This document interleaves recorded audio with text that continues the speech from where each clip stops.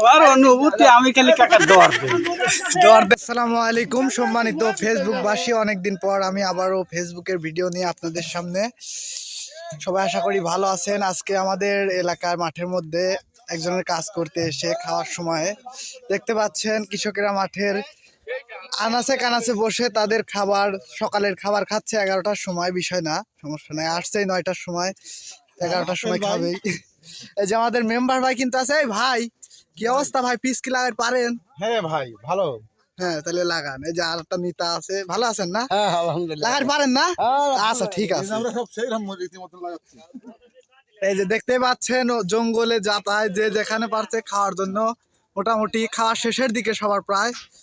নাজমুল মামা কই গেলা? হ্যাঁ, এই যে আছে। কি দিয়ে খাচ্ছ? এই তো মামা ডিম দিয়ে খাচ্ছি। ও আচ্ছা, আল্লাহ যা রিজিকে রাখছে সেটি খাচ্ছি। ইনশাআল্লাহ। কি বেটা ফোনলি করো কে? আমার নাজমুলকে আরেকটা ডিম দাও। আজকের মতো এখানের ভিডিও এখানেই শেষ করছি। খুদা হাফেজ। আরো ভিডিও চালু করতে হলো কারণ এখানে দুইজন মামা মন খারাপ করছে, তাদের বেলে সাক্ষাৎকার নেই নাই। তো কাকা, আপনার অনুভূতি বলেন। আমার অনুভূতি আমি খালি কাকা দর দেই। দর দেন? হয়। কোনে কোনে দর দিলেন? দর বিভিন্ন জায়গায় দেই, যে দেখে নেন না তাকেই দেই।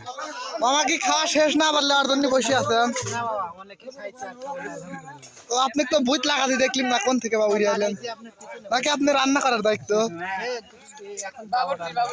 ও আচ্ছা ঠিক আছে।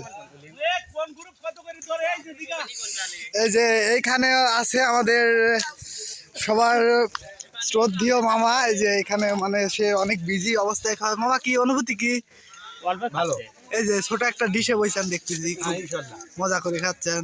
কাকা, কাকা অনুভূতি কি আপনার? অনুভূতি খুব সুন্দর। একটা ডিম ছিল, আমাদের আরেকটা ডিম আছে। বাহ, কপালই তো আপনার।